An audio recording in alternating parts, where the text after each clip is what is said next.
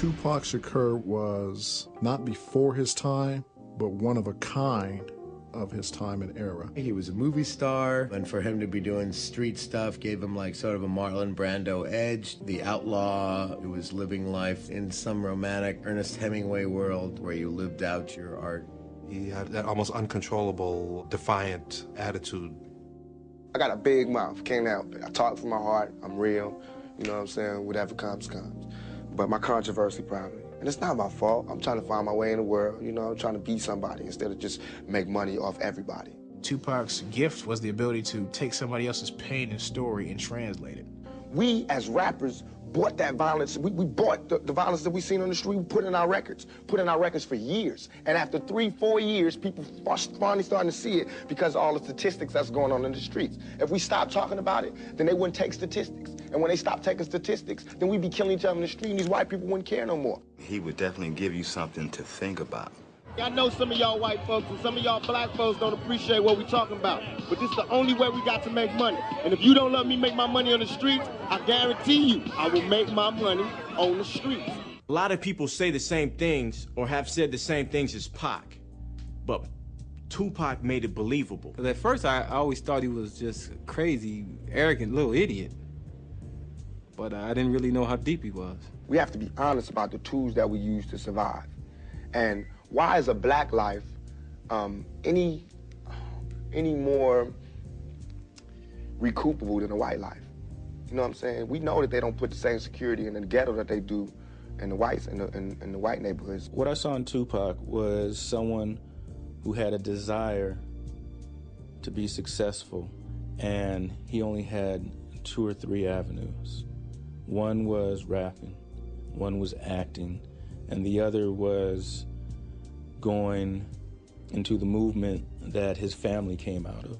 His mother was a Black Panther. All of the anger, frustration, and everything that she was dealing with and what was going on with her at that time in her life was feeding right into him. When Tupac was a kid, for punishment, she would make him read the New York Times cover to cover.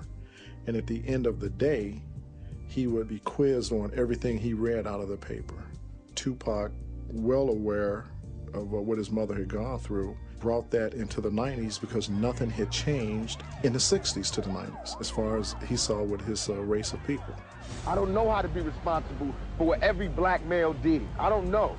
Yes, I am gonna say that I'm a thug. That's because I came from the gutter and I'm still here. I'm not saying I'm a thug because I want to rob you and rape people and things. I'm a businessman. I mean, you know I'm a businessman because you find me at my places of business. Tupac was a star in Interscope, and Interscope had their hands full with him. He was in jail and in trouble. He just got beat up by the police.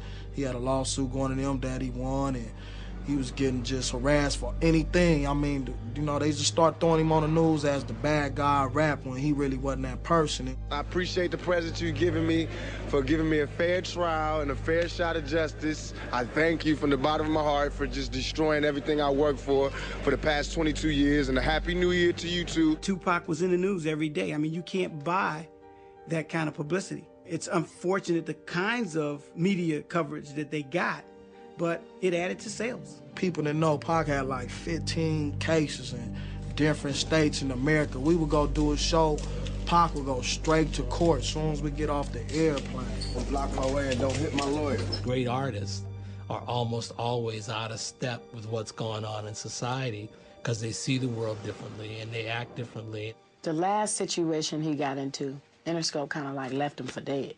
They wasn't really fucking with Pac like that.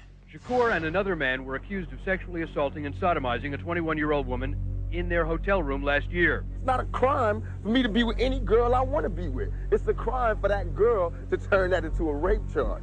It was her who sodomized me. It wasn't me who went down in the dance club and ate her out. It was her in the dance club who had oral sex with me. She should be charged, not me. Last night, just after midnight, at 723 7th Avenue, that's between 48th and 49th Street, our rap star, Tupac Shakur, and 3 members of his group were robbed and shot.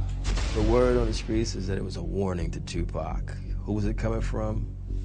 In a bizarre twist of events, rap singer Tupac Shakur checked himself out of Bellevue Hospital late Wednesday night after the 23-year-old was shot 5 times early that same morning inside the lobby of a Times Square recording studio. Shakur had appeared in court today but had little to say about being shot. Mr. Shakur, how are you this morning? After 3 days of deliberations, the jury has finally decided the fate of rapper Tupac Shakur.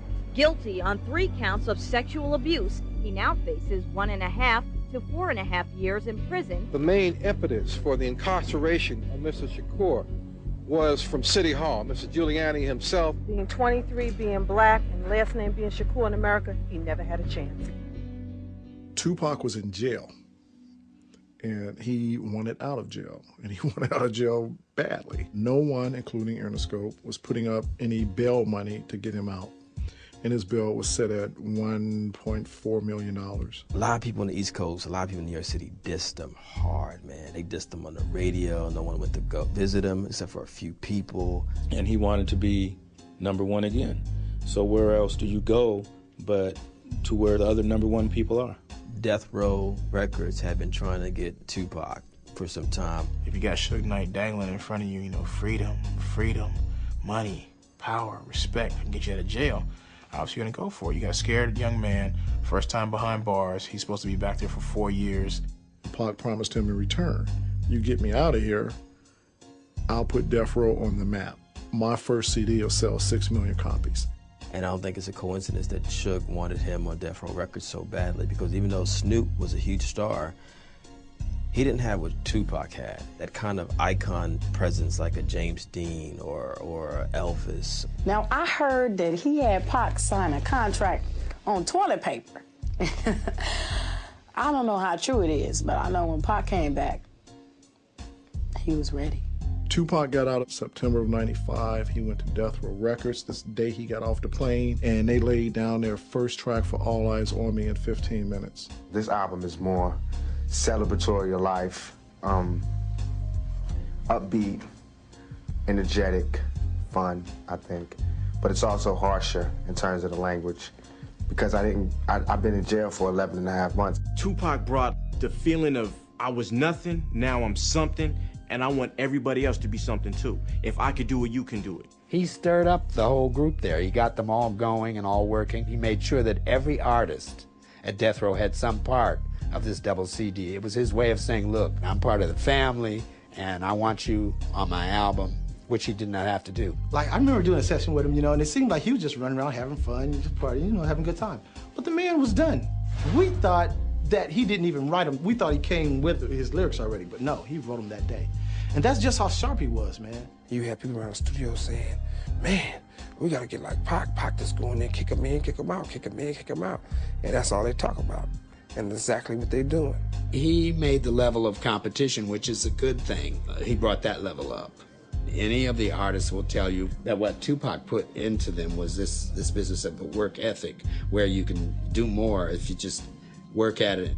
When Tupac came, it's like Suge wasn't worried about nobody else, not Snoop, nobody at the time. Nobody. He didn't care nothing about any of the other artists at that time. He says all he needs is Tupac. He says Tupac is such a genius. And this guy is a workaholic. He didn't want no girls. He didn't want nothing. All he wanted was to go to the studio and go to work. He wanted to take his experiences and share it with the world.